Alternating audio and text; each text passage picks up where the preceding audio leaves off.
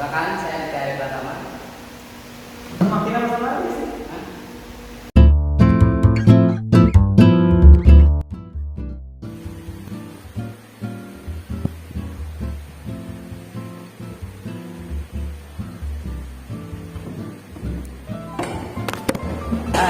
Aduh.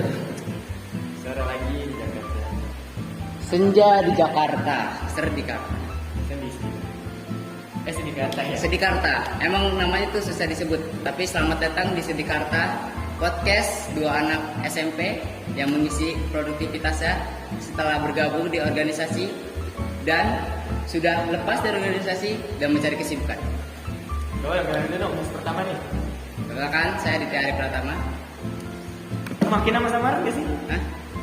Oh kita enggak ya? Oke, kita pakai nama samaran, oke? Oh iya benar. Panggil saya, mungkin orang-orang yang kenal saya Adit, tapi panggil saya Riodan. Dan saya Falsaki. Oke, panggil dia Falsaki, oke? Jadi sebenarnya Sedikarta itu apa sih? Serdikarta itu mempunyai kepanjangan yaitu Senja di Jakarta. Walaupun namanya lumayan menarik dan lumayan indie menurut kita, tapi nggak terlalu mempunyai makna yang serius sih. Mempunyai makna, tapi mungkin Gali bisa jelasin. Jadi gini, dari apa yang kita coba buat bikin ini tuh kayak project produktivitas aja, sekedar kita mau ngelakuin sesuatu yang memang produktivitas. Kita nggak tahu mau dibawa kemana sih kata itu, tapi yang pasti kalau kalian tertarik tentang coba bicara aja tentang segala hal yang mau dibicarain, maka boleh banget kalian dibalik feedback di komen kita, atau mau like dan share juga boleh banget. Jadi Sedikarta ini kurang lebih adalah kita nggak produktivitas lagi Sedikarta itu kita coba buat demikian rupa dengan hal yang ada aja ya gitu. Benar. Nah, dan kita ini banyak banget pasti kekurangannya, tapi mau bagaimanapun dan kita masih SMP di sini dan Mengingat ini baru episode pertama kita, jadi walaupun banyak kekurangannya, kita akan tetap mencoba. Oke. Episode pertama berjudul First Aid kampanye cagup dan cawagup di Aftermath. Check it out. Melaksanakan apel kesiapan pembersihan alat peraga kampanye pada pemilihan serentak tahun 2024 dengan tim paslon, Bawaslu dan pemerintah daerah. Oke. Sebelum kita bahas ke materi, pasti kalian mikir tuh judulnya tuh kayak aduh berat banget, lu nggak usah pada sosok Anda bahas kayak gitu. Tapi bener sih, emang kita tuh kelihatan sosokan. Kita juga pasti risetnya kurang, apalagi kita belum terjun di dunia seperti itu. Tapi nggak ada salahnya karena ini bakal membahas dampak-dampak yang sebenarnya semua orang tuh belum tahu gitu, apa dampak negatifnya. Jadi kita mempunyai kesadaran untuk membahas gitu, untuk menambah awareness ke warga-warga atau bahkan ke cagup-cagup atau caleg-caleg yang tidak mempedulikan sampah yang dihasilkan dari kampanyenya gitu. Nah, jadi ini ya, apa yang kita bahas di sini tuh benar sampah dari hasil kampanye mereka kan. Jadi Iya. sampah kampanye itu jadi yang namanya kalau kalian yang namanya nyalon, berarti kalian itu bakal punya yang namanya APK atau alat peraga kampanye. Contoh alat peraga kampanye itu sebenarnya kalau di Indonesia mungkin bisa berupa baliho, poster, iya pak, atau enggak yang spanduk. Iya, yang suka ada di pinggir-pinggir jalan tuh, yang tiba-tiba kita malam tuh belum ada tuh, kita bangun pagi udah ada tuh Rido, Pasun Gemoy, dulu banyak tuh. Ya, nah, kenapa kita bahas ini dan ini enggak karena bertepatan banget besok mungkin karena ini di video Indonesia ya. Oh iya benar. Ini pasca hari ini tuh besok tuh udah pilkada gubernur guys. Jadi ini masih hangat-hangatnya pemilu ini bang, atau pilkada. Dan kita di sini mau bahas tentang sampah-sampah yang dihasilin sama APK karena kan besok mereka mau dipilih, jadi kita juga ini ya mungkin ada beberapa saran dari kita dan beberapa concern kita ya Benar. terkait APK sendiri. Karena menurut data yang kita bakal tunjukin di screen ini, sampah yang dihasilkan oleh APK itu per November 2024 itu sekitar 60 ribuan is a crazy number guys. Itu banyak banget guys. Apalagi sampahnya tuh nggak bisa terurai. Banyak sampah-sampah baliho, sampah-sampah yang dari plastik yang butuh waktu bertahun-tahun pastinya untuk terurai. Dan kenapa dan concern kita di sini adalah pemasangan yang sebenarnya memasak yang namanya alat-alat peraga kampanye itu kan nggak apa-apa ya, ya sedikit. Benar, Tapi benar. kan yang bisa Penting, Pak. yang harus di highlight di sini adalah kenapa masangnya itu over banget sampai ke ke pohon-pohon, sampai ke mencemari rumah dan kayak jadi graffiti gitu. Karena kan ini juga sebelumnya udah jadi masalah di kampanye Februari, makanya dari itu kenapa bisa terulang lagi sih kalau Tapi menurut gua kita ambil dari perspektif lain nih, perspektif mungkin dari yang melakukannya. Mungkin kita anggap aja kita caleg, kita bukan jadi orang yang belum terkenal lah, orang-orang belum meng-awareness kita, orang-orang belum mengenal kita. Jadi kita perlu dana emang buat beli-beli kayak baliho gitu, buat baliho, buat spanduk muka kita biar orang-orang tuh aware sama kita gitu loh. Jadi makanya tuh banyak-banyak caleg, banyak-banyak paslon-paslon tuh yang buat gitu tuh sebanyak mungkin biar orang-orang tuh sadar akan kehadirannya gitu. nah, ya bener banget. Tapi yang harus kita highlight tuh, mereka tuh emang buatnya banyak dan emang gak salah, emang itu harus kok. Emang harus biar mereka bisa juga gampang kepilih dan orang juga gampang kenalnya. Karena udah kenal dari kita setiap jalan juga pasti udah kenal. Emang perlu kok. Tapi ya toh perlu tanggung jawabnya dong. Perlu tanggung jawabnya karena juga yang sampai dihasilkan tuh banyak banget dan nggak bisa terurai. Banyak kok fotonya. Nanti kita tunjukin. Nah, kita tunjukin di montage ini ya. Dan kalian bisa lihat di sini kalau misalkan banyak banget sampah yang harus dibersihin dan itu nggak berdasarkan kampanye bulan ini aja ya, bukan kampanye Kampanye doang. aduh, Kampanye yang sebelumnya juga udah menjadi masalah yang sangat umum dan kita rasa tuh udah nggak tabu lagi buat bahas hal ini karena kan kampanye oke, di kita nih yang berdua SMP mungkin masih terlalu berat buat bahas di politik, tapi apa salahnya sih buat kita berdua nih dari Rio dan Kosaki buat aspirasiin Pak, menurut kami ini bisa jadi masalah banget dan mengingat kalau misalkan pengolahan sampah di Jakarta itu masih perlu dipertanyakan lah, walaupun Jakarta ini kan jadi salah satu kota yang udah maju banget lah di Jakarta di Indonesia ya. Bener. Sampah kita tuh nggak 100-200 doang, itu sampahnya udah hampir ribuan ton lah sampah kita tuh. Jadi dengan adanya APK ini malah memperburuk. Oke, balik lagi. Tadi iklan guys. Oke, lanjut. Nah, balik lagi teman-teman. Itu juga perlu ingat nih, jangan namanya apa ya? Omongan kita nih BTW berdasarkan data dan fakta aja ya. Kalau kita teman-teman lihat tadi kita juga bakal Kita ngomong ada datanya guys. kita bakal cantumin beberapa website yang kita kunjungin buat lihat sampah-sampahnya dan menurut lu nih ya, kira-kira apa sih bencana apa sih yang bisa ditimbulin dari APK ini? Pertama tuh yang gua kasihanin itu dari sampah-sampah yang dihasilkan para pemulung ini atau cagup-cagup ini tuh, pertama petugas kebersihannya. Banyak banget foto yang menunjukkan petugas kebersihannya tuh sampai capek, karena tuh sampahnya tuh nggak bisa kita urai, nggak bisa kita apa-apain selain kita buang gitu. Jadi kayak capek gitu petugas kebersihannya. Yang pertama itu, yang kedua tuh bakal menyebabkan banjir gitu karena sampah-sampah plastik tuh terutama yang dihasilin dari cagup-cagup atau wacagup gitu. Nah, bener banget nih karena kan sekali lagi APK itu tuh terbuat dari kan baliho yang APK itu tuh bukan sesuatu yang gampang dicerai ya. Dan teman-teman juga bisa lihat nanti ada satu pengolahan yang kita tunjukin.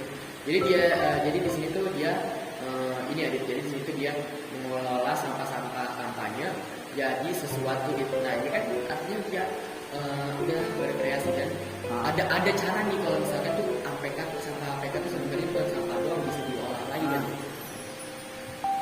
Tapi untuk misal kita lah, kalau lu dulu deh, lu ada solusi nggak? Misalnya lu jadi calon gubernur yang akan melakukan kampanye dan sadar kalau sampah yang dihasilkan untuk kampanye itu banyak, apa yang lo lakukan? Kalau gua nih ya, pertama gua bakal kalau misalkan kalian bisa lihat juga di Jepang itu jadi tuh Jepang? Ya di Jepang itu jadi ada yang namanya kayak mereka tuh ada mading sendiri, mading yang nggak beneran mading ya, jadi mading yang memang ada di tempat-tempat umum dan di atas sana tuh gede. Dan di Mading ini itu kan Mading isinya kaca ya, di dalam kaca. Dan di Bundaran Mading ini itu ada poster-poster dari wali kota, wali kota yang emang mau masuk ke prefektur itu, yang mau pimpin prefektur itu juga. Jadi udah ada line up tuh. Jadi kayak itu udah ada di orang lainnya kan, Madingnya. Nah di sininya tuh udah ada kayak outline kayak kalian boleh pasang poster di kalian, nanti kalian harus tempel di sini dan di sini. Itu pemerintahnya tuh udah nyiapin gitu. Karena menurut gua dengan seperti itu kita bisa, pertama kita bisa ngurangin, kedua kondisi biaya ini keluar di sana itu gede banget. Iya. Kalau dari lu gimana? Kalau dari gue sih, sebenarnya sih kalau misalnya gue jadi gubernur dan gue bakal melakukan kampanye dan gue diminta untuk meminta tanggung jawab atas apa gue, sebenarnya gue juga bingung ya, karena juga gue pasti bakal melakukan kampanye besar-besaran dan pasti menghasilkan poster atau baliho yang banyak. Tapi gue setelah melihat sampah yang dihasilkan gubernur itu banyak banget, gue kayaknya melakukan kampanye yang akan sedikit beda. Atau ini juga bisa dipraktekkan kepada calon-calon gubernur atau calon-calon yang ingin melakukan kampanye lah melewat digital. Tapi ada minusnya nih kalau melakukan lewat digital, karena penduduk Indonesia tuh banyak banget, gak semuanya tuh bisa mengakses digital semudah orang-orang lain gitu. Tapi plusnya gak ada sampah yang dihasilkan gitu loh. Nah iya betul banget. Penggunaan digital ya di sini gila, ini lumayan bagus menurut gua, karena penggunaan digital itu kayak gak ada yang bisa mungkirin lagi kalau misalkan pengaruh digital tuh udah luas banget. Iya nggak sih? Dan salah satu metode kampanye lewat digital tuh yang pernah dipakai mungkin lewat paslon nomor 2 kemarin. Iya benar. Dan ini kita nggak ada biasa apa, kita kan belajar karena mereka tuh menggunakan yang emang digital banget, kayak penggunaan karakterisasi AI dipergunakan dan emang jadi ikonik banget di mata kalian. Kalian kalau lihat kartun gemoy pakai baju biru udah pasti Prabowo kan, nggak mungkin Anies kan. Nah iya, karena di sini nih itu namanya tuh kayak jadi personal branding sendiri. Dia personal branding sendiri Dan itu tuh costnya tuh nggak gede banget gitu. dan hasilnya menang. Nah kalau itu kita Iya kita ya mungkin itu benar lah ya. Ya nggak ada sangkut pautnya sih, ada sih kayaknya tapi nggak ada sangkut pautnya. Tapi regardless mau menang atau enggak, menurut gua dengan personal branding lewat media sosial itu benar-benar sesuatu yang jenius banget. Apalagi penggunaan AI yang lagi pesat-pesatnya lah ya kalau kata gue di sini. Dan menurut gua kalau misalkan personal branding bisa dilakukan lagi lewat media sosial di masa-masa yang mendatang, itu bisa jadi salah satu forum yang gede banget. Dan ini juga nge-boost image mereka sendiri lah ya, mereka sendiri, karena kan media sosial itu kayak siapa sih yang gak pakai media sosial? Iya. Bener banget kan? Bener banget. Jadi media sosial tuh reach-nya gede banget guys. Walaupun Pak Prabowo atau Mas Gibran ini udah pakai marketing digital, tapi juga pasti mereka juga di jalanan juga pakai baliho juga kan. Jadi walaupun kayaknya udah turun-turun sih, karena emang efisien tuh dari dulu poster baliho walaupun sampahnya nggak bisa terurai. Nah iya, dan poster baliho mungkin kalau misalkan di kota-kota besar mungkin masih oke lah, masih apa? Menurut gue masih bisa dikontrol lah ya lewat Satpol PP. Tapi kalau misalkan kita bicara kayak daerah-daerah yang lumayan kayak pelosok gitu loh. Iya. Apalagi kan ini juga bukan tentang poster. Iya. Poster itu kalau misalnya kita bicara Februari kemarin ya, posternya itu bukan tentang ini aja, bukan tentang yang presiden dan wakil presiden aja, tapi poster yang bener-bener ngecuar itu justru poster-poster ini calon legislatifnya. Iya. Calon legislatif ini kan mereka itu kayak apa ya? Menurut gue tuh mereka tuh menaruh banyak duit buat di dalam kampanye ini. Tapi yang di hasil yang menjadi yang outcome-nya mungkin bisa sangat berbeda, karena kan yang namanya lu nyari nyari suara gitu ya, nyari suara tuh menurut gua bisa dilakuin dengan bersih aja dan nggak benar banyak banget ini kan, banyak kayak biaya gitu. Biayanya itu bisa dipakai buat ketika nanti mungkin lu udah kepilih buat jadi legislatif itu kan. Ya. Tapi ya walaupun dari kita ambil dari kacamata caleg deh, caleg tuh mikirnya, karena kebanyakan caleg tuh namanya nggak kita kenal kan, ngaku aja sih. Karena kalau kita milih presiden, ini udah kenal semua. Tapi kalau milih caleg, ya nggak ada yang kita kenal pasti. Ya, dan Caleg-caleg ini fakta aja ya. iya, caleg-caleg itu udah pada sadar kalau orang-orang yang memilih itu udah pasti nggak kenal sama mereka semua, makanya mereka menyiapkan dana yang banyak untuk banyak-banyakan peminat itu, banyak-banyakan orang yang awareness sama kehadiran mereka gitu. Jadi banyak-banyakan dana, banyak-banyakan kampanye yang mereka buat biar walaupun semua deretannya nggak ada yang tahu, paling ada yang naik-naik gitulah gara-gara kampanyenya, jadi balap-balapan gitu. Dan menurut gue ya personal branding itu kayak apa ya, mau suka atau nggak suka, tapi personal branding lewat media sosial dan dengan merendah ke gensi yang memang tidak eligible buat Iya. vote ya. Itu tuh salah satu yang paling menurut gue tuh paling efektif lagi dan lagi karena dengan penggunaan media sosial, dan menurut gue salah satunya adalah ya mungkin lewat media yang emang bikin apa ya, kayak bikin orang tuh tertarik banget, mungkin bisa lewat. Iya. Sebenarnya ini suka nggak suka ya, tapi meme itu tuh salah satu media di mana orang-orang tuh bisa mengenal lu masih sekarang. Iya. Karena Reach udah gede banget.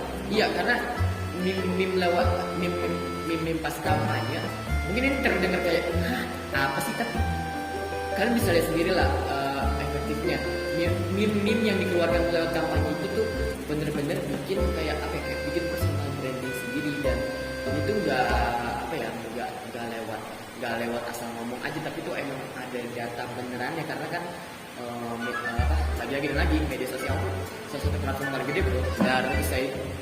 Padahal faktanya ya yang harus diterima pada caleg-caleg itu atau orang-orang yang ingin melakukan kampanye, ketika lu banyak-banyakan kampanye itu lu tuh nggak bikin orang sadar dan pengen pilih lu gitu loh. Justru itu malah terbalik, justru kalau lu pengen dikenal sama masyarakat, bikinlah personal branding. Caranya gimana? Bikin personal branding kalian di media sosial, tunjukin aksi kalian, bukan visi misi kalian di poster-poster itu, karena gak ada yang baca sebenarnya. Jangan bikin janji-janji gitu, karena juga orang-orang juga udah pada pinter gitu. Jadi tunjukin aksinya dari sekarang, jangan tunggu dilantik gitu. Iya, bener banget. Baru itu tuh, jadi banyak orang kok yang caleg-caleg yang sebenarnya nggak ada dananya buat melakukan kampanye besar-besaran, tapi kan aksinya ada di sosial media. Kebanyakan mereka tuh melakukan aksi-aksi di Twitter tuh, misalnya jadi berpendapat, terus kayak adu berpendapat sama orang, terus orang jadi awareness karena mereka, anjir ini orang ternyata pinter banget ya, kritis banget ya, orang gue pilih dia mas kalau udah caleg gitu loh. Nah, Itu harus pikirin. jadi kayak dan ini prediksi, menurut gue ini prediksi gue aja ya. Kalau misalkan kita bicara kayak 10 tahun lagi ke depan, menurut gue mungkin kalau lebih banyak penggunaan media sosial, melihat Iya, kesuksesan udah dari Pak Prabowo dan Bapak Gibran. Udah ada yang berhasil contohnya. Iya, Pak Prabowo dan Pak Gibran, menurut gue dengan keberhasilan mereka, dan salah satunya keberhasilan selebritas nih yang terjun ke politik, itu menurut gue pasti bakal meningkat banget dalam waktu tahun yang mendatang. Apalagi banyak selebritas yang masuk ke dunia politik itu pasti kampanyenya besar-besar. Nah, Dan pasti walaupun gitu pasti orang-orang tanpa mereka melakukan kampanye pun mereka juga ada awareness sama yang caleg, karena ya siapa yang gak kenal selebritas kan?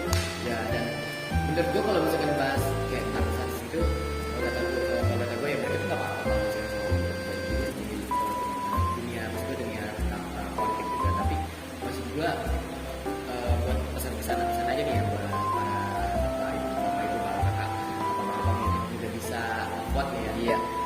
Cobalah cari tahu tentang pasar-pasar ini, karena pasar-pasar ini juga secara visi-visi, dan ya tadi yang Iya, komitmennya harus komitmen mereka, karena terkadang menurut gue selebritas itu nggak ada yang jelek, ada yang emang serius dalam kan jelek sih. dan ya bukan jelek sih ya, mungkin kurang aja dalam Iya. politik, karena dunia politik itu sesuatu yang menurut gue bisa dibercandain gitu loh. Iyalah, karena lu udah melibatkan masyarakat loh, masyarakat yang lu naungin, jadi nggak boleh bercandaan, karena masyarakat juga ada kesusahan, ada yang mengalami bencana gitu-gitu, lo harus selesain gitu loh. Tapi menurut gua sebenarnya selebritas ini bisa pakai lagi, bisa diolah lagi. Kalau kita mau turun ke dunia politik, mungkin bisa kayak lu tahu kan kalau sekarang tuh banyak banget yang namanya duta-duta gitu. Iya. Nah, menurut gua mereka tuh bisa jadi mungkin kayak duta hiburan atau duta apa. Jadi mereka tuh bisa benar-benar berperan dengan yang emang mereka udah jago aja. Bisa orang-orang di masyarakat tuh tahu loh kalau ini aksinya udah ada gitu sebelum dilantik. Dan ini pesan kita aja ya buat siapapun yang bakal pilih di pemilu Cagup dan Cawagup DKI Jakarta mendatang, pasti jangan lupa tentang sampah-sampah yang emang dan kemarin gue baca itu kalau sampah-sampahnya itu udah ada rencananya dari 3 cakup itu, dan menurut gue nah ini kita bakal tunjukin juga ya beberapa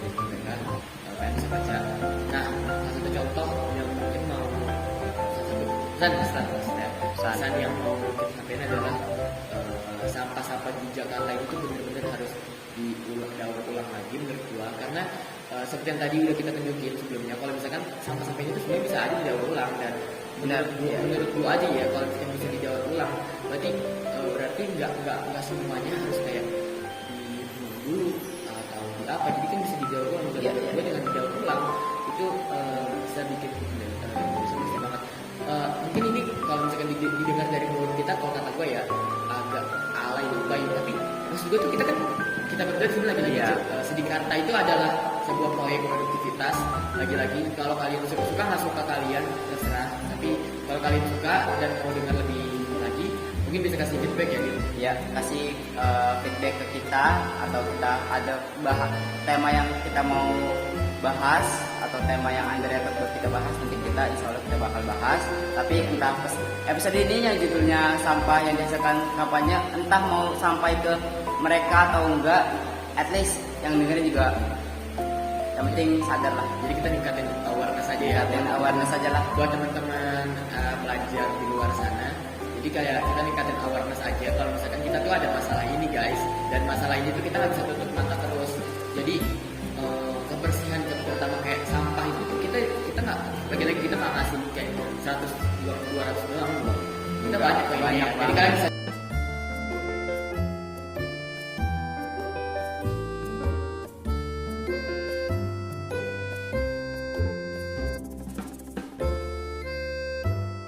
sekali lagi ya teman-teman, seperti kalian lihat tuh, menurut kita ya lagi dan lagi kita cuma ningkatin awareness aja di sini, karena kita nggak bisa berbuta terus teman-teman, dan kita juga nggak bisa dibodohin terus. Jadi jangan mau dibodohin salah satu. Dan menurut gua nih, kalau kalian mau kayak berkontribusi, maka cobalah buat ambil sampah di sekitar kalian, atau enggak mungkin ya, sekarang seminimal mungkin lah, mungkin mengurangi. Karena kan sini di TikTok tuh sekarang mungkin nggak banyak ya, kalau misalnya kayak tren-tren gitu. Pandawara dan menurut gue tuh bagus banget ya. Iya, apalagi kan Pandawara kan udah terkenal tuh banyak banget tuh bocil-bocil atau orang-orang yang ngikutin Pandawara terus dikatain FOMO lah. Kalau FOMO-nya untuk kebaikan mah gue setuju tuh. Iya, karena itu loh, jadi influence yang dikasih sama orang-orang kayak Pandawara itu sangat penting banget, karena mereka itu beneran ngasih efek gitu loh, beneran ngasih sesuatu ke masyarakat kita ya. Dan dengan memajukan anak-anak ini, gue berharap aja kalau misalkan gerakan-gerakan kayak gini makin banyak di Indonesia. Salah satu contoh kalau misalkan kalian menjadi relawan buat namanya sampai itu ada Trash Hero, itu ada kan cek di website Indo Relawan, relawan Indo ada ya, nanti bisa di. Jadi kalau kalian benar-benar tertarik buat ngambil sampah, atau mungkin kalau kayak di sekolah dulu deh ya, coba ambil sampah. Iya, kalau di sekolah ya intinya dimanapun kalian berada, minimalnya kalian peduli dengan sampah kalian. Oke, kita tarik kembali ya. Menurut gua, kenapa banyak cagup-cagup atau orang yang melakukan kampanye itu nggak sadar akan sampah yang dihasilkan? Karena yang masang-masang baliho, spanduk atau poster gitu, itu kan mereka sebenarnya relawan-relawan yang nempel, dan mereka sebenarnya cuma bayar orang untuk nempel-nempelin dan bikin ya. Jadi kayak banyak cagup yang kayak nggak peduli atau emang nggak tahu ya, jadi kayak awarenessnya kurang aja ke mereka gitu. Regardless, mungkin bakal ada, kita cuma nunggu aja apa langkah dari, ya kita tunggu aja lah langkah berikutnya bakal diambil. Tapi in the meantime kita bakal spread awareness terus ya. Semoga itu tanpa pesan yang tersampaikan mereka udah sadar kembali, mereka udah sadar sendiri gitu sih. Ya, mungkin jam sudah bikin sore banget, jam sudah menunjukkan jam 8 pagi. waduh, Jam 8 malam dong. Jam 8. Enggak, ini sekarang jam 3 kita baru aja pulang dari sekolah, dan kita langsung tag podcast ini untuk melakukan episode yang pertama, dan semoga feedbacknya bagus. dan sebetulnya kita nggak ada kata di sini, atau mungkin bakal ada kata. Jadi maksudnya apa yang kita coba sampaikan di sini adalah semoga teman-teman semuanya ya terhibur sama apa yang kita omongin. Kalau misalnya teman-teman ada topik yang mau kita bahas, boleh banget dong tinggalin komen. Jangan lupa like dan subscribe juga. Kita di sini cuma dua siswa SMP, Yordan dan Kosan. Ya, kita ngobrolin segala hal yang mau diobrolin. Entah mau dibawa kemana Sedikarta, tapi yang pasti Ya, ini baru pelawalan, dan sampai jumpa di episode Sedikarta yang selanjutnya.